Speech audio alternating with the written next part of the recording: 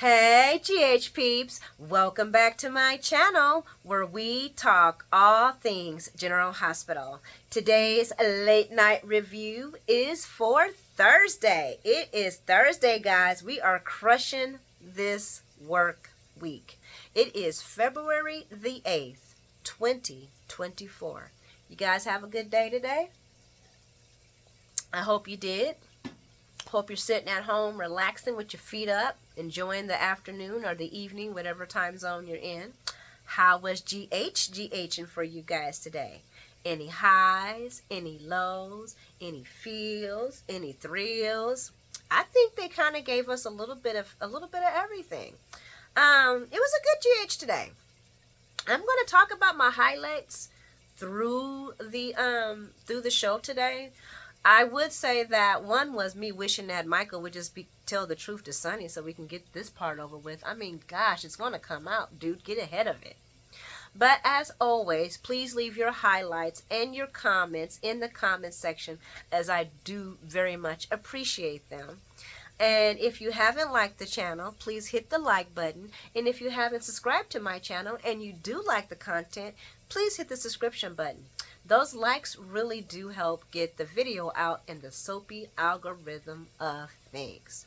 So let's talk about it, guys. Let's talk about GH, because GH was given for a Thursday. I just got through watching it, and I was like, oh. And some of the things were like, oh, okay, yeah, I kind of figured that, but let's talk about it. So we're at Sonny's restaurant, the restaurant that's always open, but nobody ever eats at except for who Sonny wants in the door. And Michael is there to see his father to apologize because they haven't talked since the SEC reveal on New Year's Eve. And Sonny's not even sure. I mean, Sonny's just making... guys, when I was watching this, I was like, is it really that bad between fathers and sons? I mean, damn. Because he's like... because Michael's like, I was going to call, but I didn't know if you would have answered for me. And I'm like, why would he be mad? Why would you be mad at... If he's going to be mad at this, then I can only imagine how he's going to feel about the Dex situation. Y'all let me know, for real. I'm just saying. If Sonny is this mad about this Nina situation, that's not really... I mean, dude, you killed his father. You shot this boy's father. Oh my gosh. It's just, I don't know. But anyway, let me just talk about it. So, Sonny's like, so you just showed up? You didn't think I would throw you out? And Michael's like, well, you haven't thrown me out yet. And he's like, well, that just depends on what you say. I'm like, damn. Michael, do you really want to sit here and do this? I mean, Jason's coming back. You want him to... He can be your daddy. But anyway, Michael apologizes to Sonny and asks him if he can forgive him. And Sonny thinks there's a lot more to this story than Mike just holding this back from him. And Michael tells him, look, I found out 2 minutes before y'all got married. I mean, after you got married. This would not have just hurt you and Willow. This would have affected Christina. This would have affected Wiley. This would have affected everybody that was attached to this situation. And I needed evidence. And because you wouldn't have believed me. Look, because Sonny knew that Michael hated his wife, okay? And I was with Michael on this. Sonny would not have believed Michael if Michael would have told him that. He would have thought that Michael was being Carly Jr. and ruining his life and his marriages like his mama, Carly, loved doing. So all this stuff about Sonny saying, you should have grabbed me to the side. You should have forced me. You should have told me. Sonny, you wouldn't have believed Michael because you knew he hated your wife for good reasons. That he hates her for good reasons, and I don't care what none of y'all say. If somebody told me that my dad was dead, and I was thinking my dad was dead, and you laying up with my dad, keeping him from me and my grandkids, my kids, oh, bye, Sheila, bye. So and Michael's like, you know how I feel about her. You wouldn't have believed me. You wouldn't have heard anything I said. You would have just accused me of sabotaging you and Nina's happiness. And I'm like, Michael's right about that. He definitely would have accused him of doing that. And Michael's like, I wanted evidence. I wanted to get hardcore evidence. And when I got it, instead of going to you, I used it against Nina as leverage. I had to protect my family.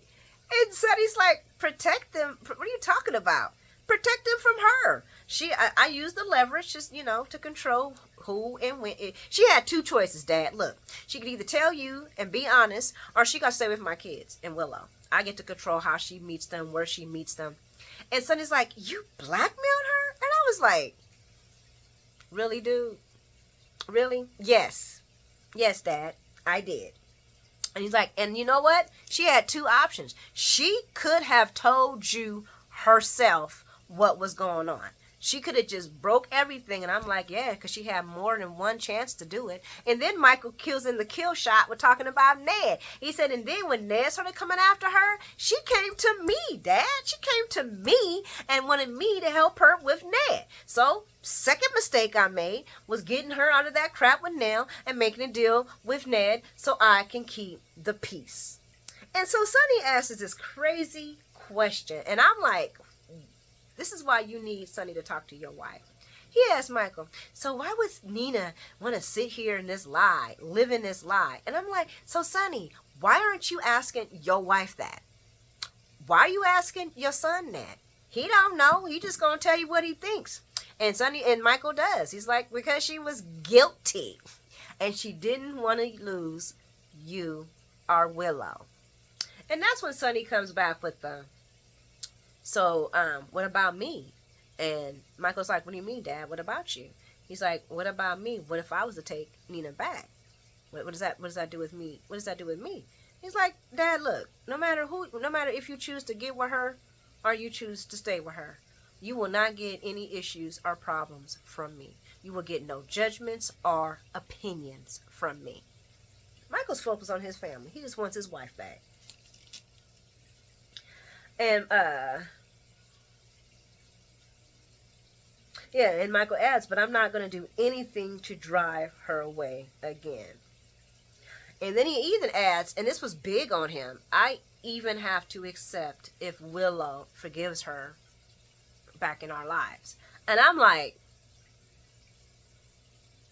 you can accept it, but you ain't got to be all smiling and be happy about it. Because Nina did hurt this family. She did hurt this family. She hurt this family. And then after she hurt this family with keeping their father away from them, she hurt them again by trying to get their mama put in jail.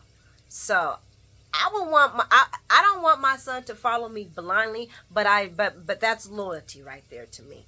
And I hear everybody's always talking about this, and it makes me kind of ask the male population, so y'all ain't loyal to y'all mamas? If somebody sat there and did that to your mom, you wouldn't be loyal for her? Yeah, your mom might have made a stupid mistake by getting her head caught into the swing gate with this woman, but this is the same individual that was sleeping with your dad and telling your dad, having your dad think that y'all weren't, that he didn't have a family, and having you think that he was dead. And I'm like, wow, these men are really forgiving for women that do their mamas wrong. I don't gotta make you wonder if they love their mama. I ain't saying y'all don't love y'all mama. I'm just saying. I would say it to my son, you don't love me? You're my baby. What you talking about? You don't love me? You don't love mama. You don't love mama. Okay, I got you. I sure would. I demand loyalty. No, I'm just joking. I don't demand it, but I do expect it because I'm loyal to my kids. But I'm moving along because, that's another topic. And then they bring up the grandkids, and Michael does tell him, no matter who you're with, you will have your grandkids in your life.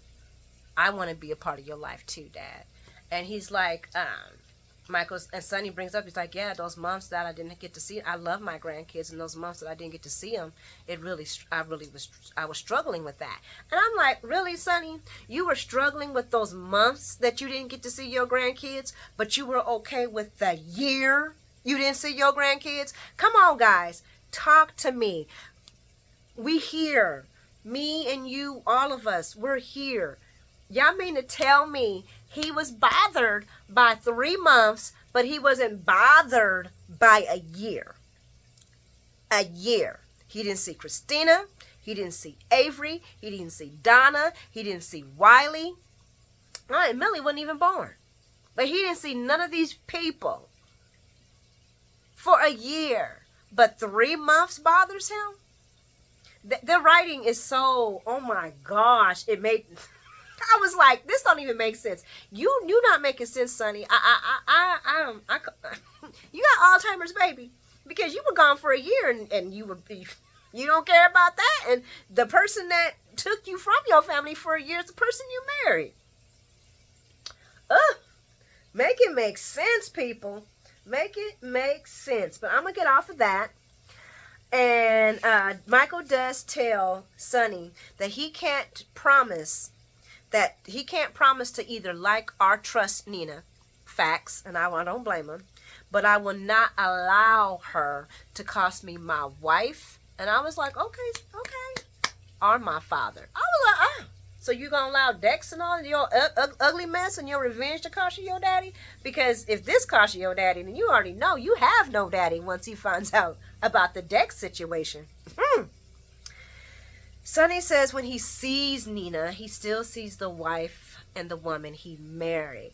But then when he thinks of Donna and losing her mother to almost going to jail, and Drew getting his ass handed to him in jail, it's just, and he's looking at his ring as he's talking about it. He's struggling. Sonny is really struggling with what Nina set into motion. And Mike tells him, if he wants to get back in Nina's life, it won't affect their relationship if they have a relationship. And that's when Willow calls him and tells him, Daddy, come on home. I've forgiven you now. Come on home, baby. The kids and me want you. Michael like, Foop! Okay, Dad, you can just email me your forgiveness letter. I'm out. I would have liked to hear the conclusion of that, and I'm pretty sure we'll hear that when Michael talks to Willow. But as Michael is leaving, Frank comes in and tells Sonny, we got company, an FBI agent. Sonny like, oh my God. Does he have a warrant? He's like, nah, he just wants to talk. Send him in. And who is it? Well, it's Mr. John Jagger Cates. That's who it is, baby. And Sonny happily reminds him that you are Jagger Cates.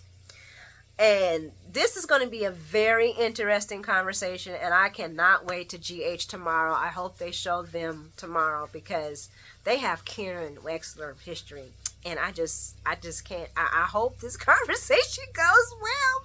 Sneak peek say that Sonny gets a little loud, but we'll see. We will see.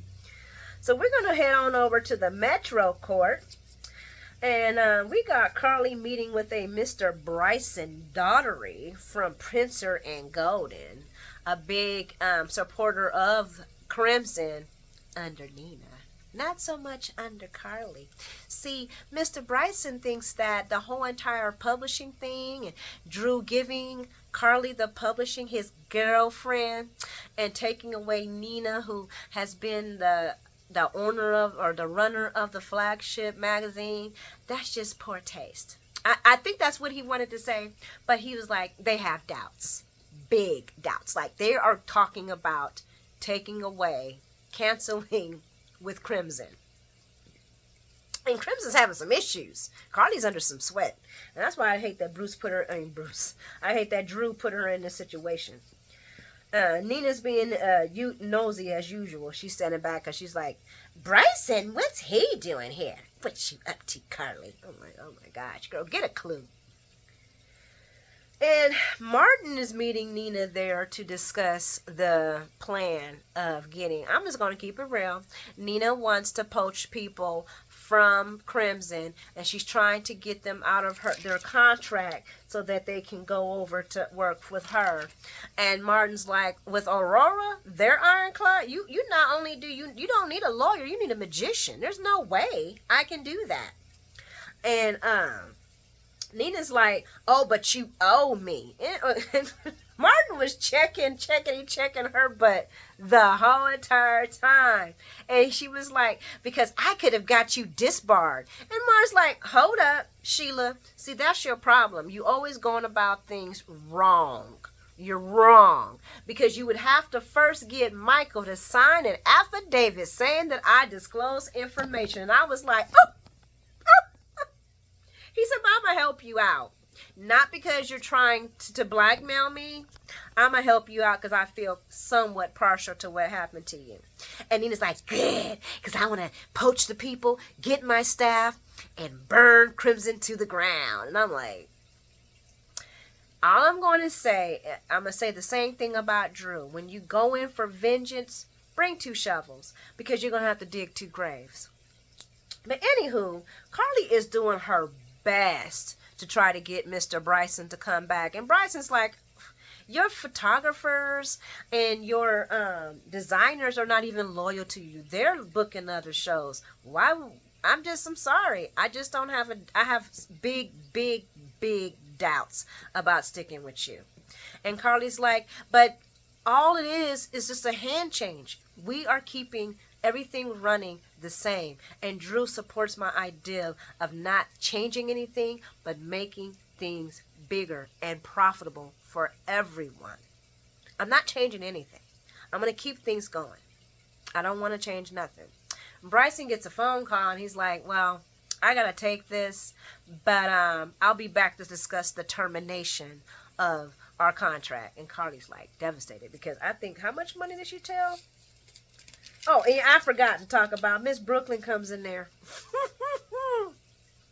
Brooklyn Quartermain, and she sees Nina and she diverts, tries to stay away from her, and Nina's like, hi Brooklyn, and Brooklyn's like, look, out of respect for Olivia, I'm not going to tell you about yourself and the business that she co-owns. And before everybody goes for Brooklyn and say, why is she out? Because Ned is her father, and Brooklyn and Ned are Quartermains. You do not, I repeat, you do not go after Quartermains and think you're not going to get stung, boo. So Brooklyn going after Nina makes sense. Nina did placate her daddy and had her daddy with his brain damaged self thinking that, taking the blame for it. And I love when Nina was like, when Martin was like, what is that all about? And she's like, my lawyer not being able to keep his mouth shut. I was like, go Nina with the country slur. I love them using Martin's sometime country slur back on him. It just makes me so happy. But anyway, so Brooklyn overhears Carly getting her butt chewed out about this whole entire Crimson situation and losing him. And she's like, well, I see your dinner partner ain't going too well. And she's like, I'm about to lose. What is she? I want to give the 2.1 million annual from them. So no, I'm not enjoying my dinner at all. On top of me losing collaborators and everybody else, I can't afford to lose this too. So Carly's struggling, and it makes sense in the fashion world. And Brooklyn, let me see. I'm gonna kind of, because I think I talked about a lot of this. Yeah, Carly's admitting to Brooklyn that she's not off to a great start and that the advertisers and contributors are threatening to walk. And she just can't lose this account. It can mess up their bottom line. Brooklyn's like, girlfriend, I do not like what Nina did to you. And I really, really do not. I don't even think she cares about what Nina did to Carly. But what she don't like is what Nina did to her dad. So Brooklyn's all game in for trying to help Carly not lose this contract. She's like, game on, I got you. We're going to think of something creative to get him to come back. And they do. And guess we're going to see that man, Mr. Salvatore, coming back with his crazy self, girl. Because when Mr. Bryson comes back, he overhears Carly and Brooklyn talking about Salvador and how he's going to be working with Crimson. And he's like, wait a second. Are you talking about Salvador, the famous photographer? Yeah, we talking about that crazy man. You're dead to me. You're dead to me. And then Brooklyn keeps on going how she's so impressed with deception and how Carly has seamlessly taken control. And Bryson asks Brooklyn, "Are you with deception?" And Carly's like, "Oh no. She and her grandmother Tracy are Deception. They're the majority shareholders. So there's introductions being made. Everybody's getting to know everybody. And Mr. Bryson is very interested in Mr. Salvador coming back to working for Crimson, as he was previously boycotting them. Carly tells Mr. Bryson that, like I said before, you can't believe everything you hear, and that they are working on getting Miss Sasha G to do the cover and have the cover be designed by a top designer. It would have been nice if she could have name dropped that too. And had Mr. Salvador photographing the shoot. Mr. Bryson's money ears popped up. Rich people, you talk about rich things, about making more money, and that gets them. Mr. Bryson then brings up a business deal that he wanted with Lucy Coe, and that he couldn't, and they just couldn't hatch out the terms. Brooklyn lets him know that, like Crimson, Deception is under new leadership too. And he's like, oh, do tell. Because he wants to get some marketing with them also. And Carly's like, yeah, that means new opportunities. And she welcomes Mr. Bryson back to the table so they can talk about ways to make money. And basically, Carly seals the deal. And as she's walking out, because Nina was like, yeah. Because Mr. Bryson, before he heard Brooklyn, I'm sorry, guys. I'm just jumping all over the place. Before Bryson heard Brooklyn and Carly talking about Salvador, he seen Nina. He was like, Nina! She's like, Bryson! He was like, Crimson without Nina. Unthinkable. Mwah. And then he walks off, and Nina's like, yeah. And Carly's like, that's what's going on. Nina's working against me. Duh. So Carly seals the deal and tells Nina that, you know what, Nina, you were right. The magazine world is tough. It's a good thing I'm tougher. And as she's walking out, Nina grabs Martin and says, now I know what I want you to do. It's going to be interesting to see what that is all about. So we're going to go on over to the gatehouse, and we got Drew and Willow. And guys, oh my goodness. I'm just going to beat through this and not, go crazy. Willow tells Drew that she would have rather known the truth than be protected, and thank goodness Michael understands that now. And Willow acknowledges that Drew has not let go of his Nina hate. And Willow thinks it would be good. Oh, and Willow is taking the blame for everything happening on herself. She's saying if she had told everybody about her sickness, then Carly would have, wouldn't have kept the secret so long, and Nina wouldn't have got so mad, and everything would just be better. Drew's like, what are you talking about? And I was with Drew. I was like, Willow, what? This has nothing to do with you. I mean, it has a little bit to do with you, but these grandma wars would have started without you, darling. That just gave Nina more ammunition, was you. That's what it did. Drew's like, nah. Nina needs to take full. She needs to accept her consequences of what she done. You don't have anything to do with this. This has nothing to do with you. And Willow brings up, well, don't you think you've already done enough to Nina? You've taken Crimson and placed Carly involved. I mean, isn't that enough?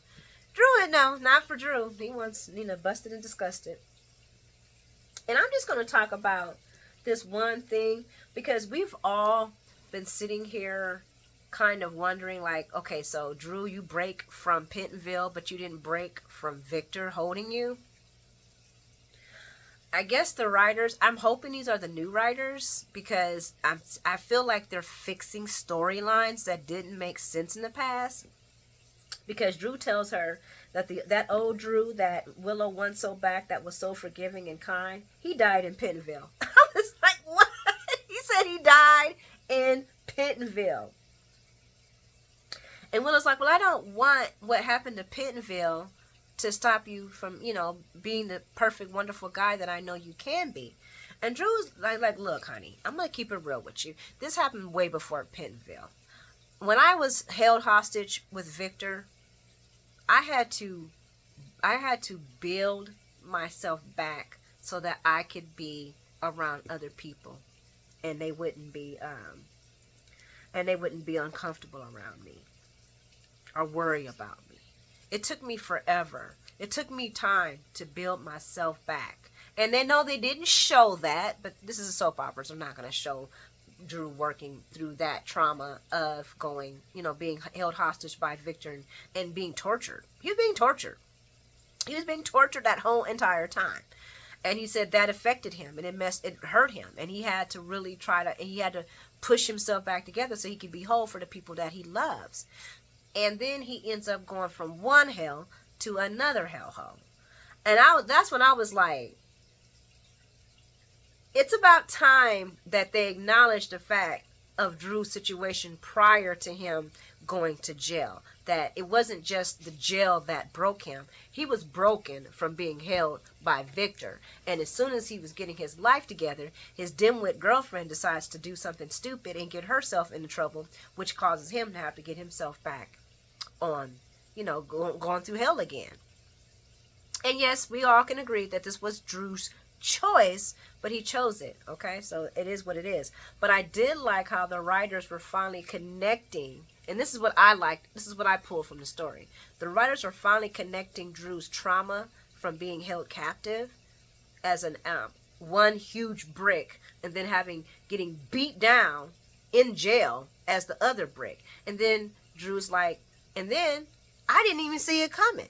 I didn't even see the threat of them about to whoop my ass coming.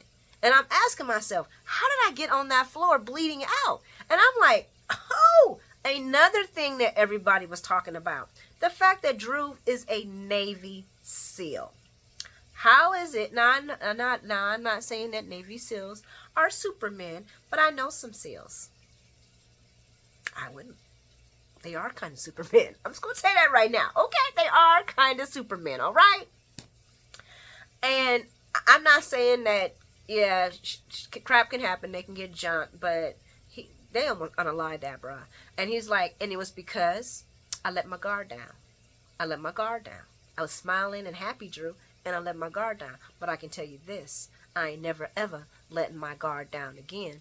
And Willow tries to make it personal, talking about, well, what if, your vengeance thing, it affects things with me and, and me and all this, because what if I, because she's like Sunny, Nina's her mom.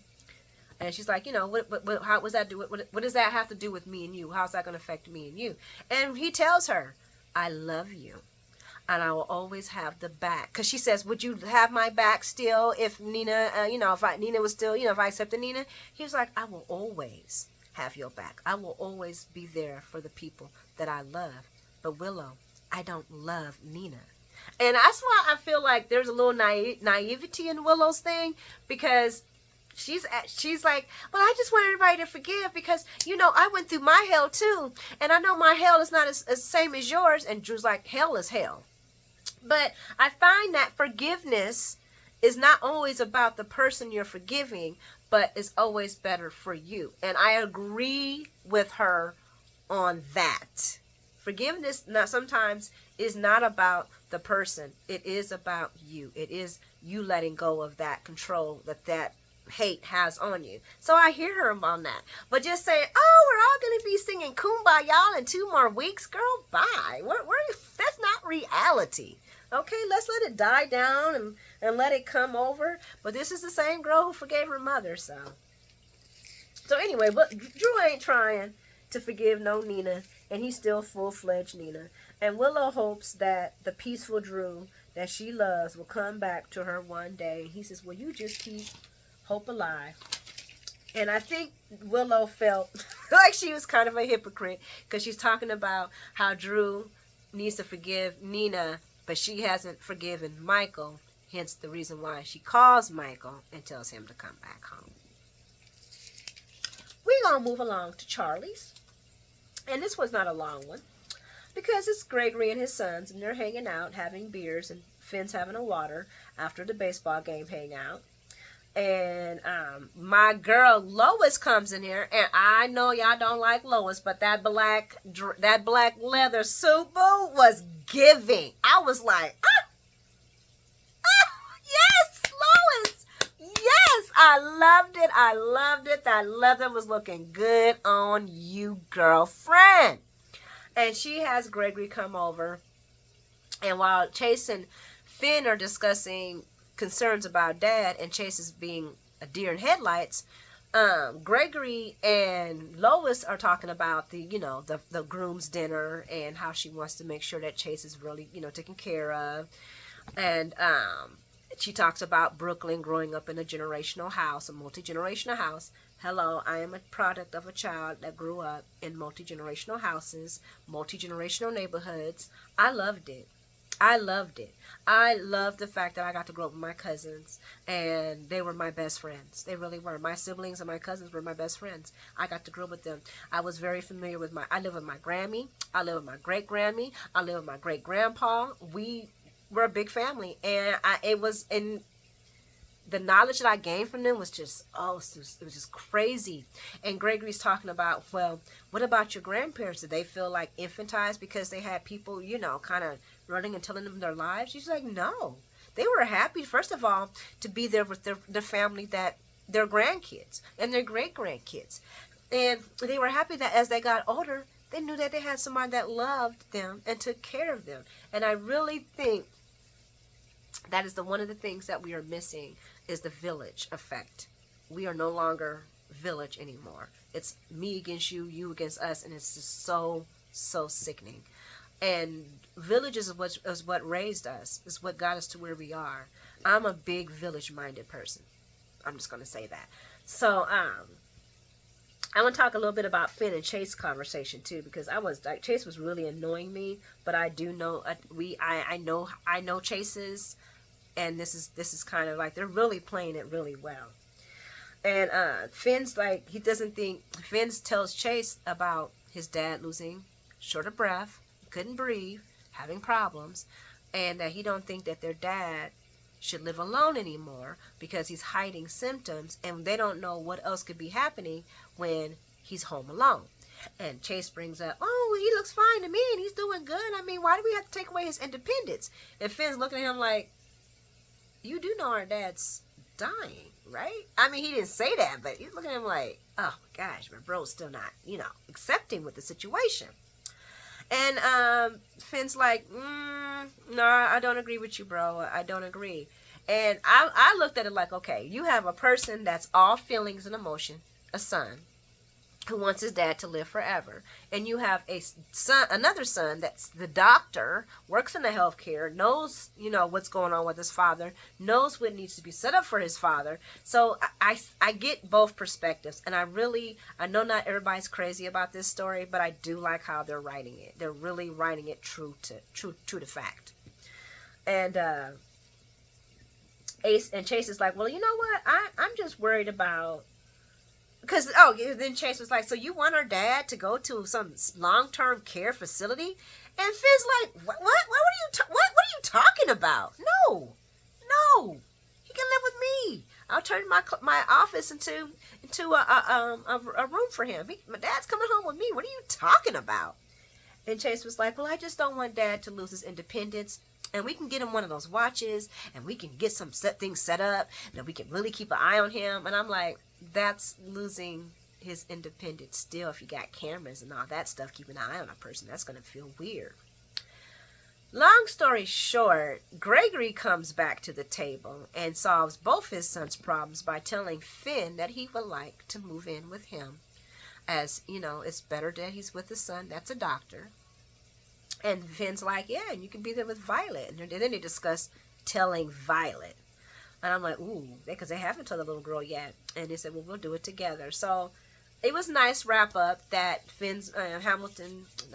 Gregory is moving in with his son, which is a good thing. He should not be living alone. He should not. If he's having problems breathing, he should not be living alone. So when Chase was saying it, I was like, oh, you still in, you still in Alice in Wonderland. So we're going to go over to the Port Charles Police Department, where Miss Anna Devane is being reinstated as the commissioner of the PCPD. And what is Anna? How does Anna start off her victory speech? Anna says we all share the same goal in protecting and serving the good citizens of Port Charles. And anybody that's not with us is against us. I was like, oh snap, oh shit, we got a gang starting? Is there a gang starting? And they got the gang, the Port Charles gang, the Port Charles PD. You with us or you not? What's up? I was like, ooh, and she was looking right at John Cates when she said it. And they head over into the interrogation room, and Anna and John are discussing the case and that she's still going to investigate it. And he's like, even though you're going to interfere with the so-and-so, and it's like, I'm still going to investigate it. And then that's when he was like, well, yeah, the hires that be thinks it's a good idea that we do work with you.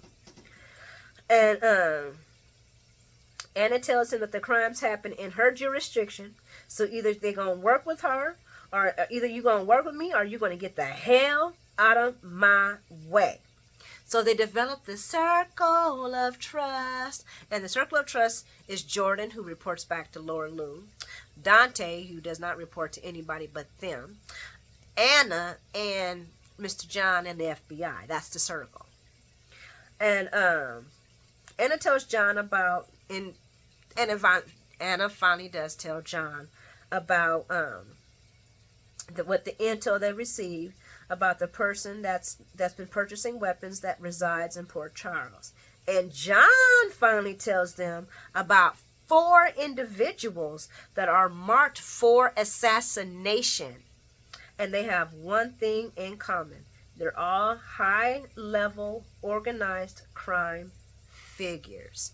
And Dante was like, that's my dad. And I was like, that's Sonny. Anna brings up a possible mafia power grab, but John's like, well, no, nobody's stepping forward. There's no turf wars. No one's claiming responsibility. Then Anna looks at Dante. He's like, this is not business. This is personal. And she looks kind of side-eyed to Dante. And Dante asked the question because he's like, well, what about the people that he's coming after? Because he's worried about his dad.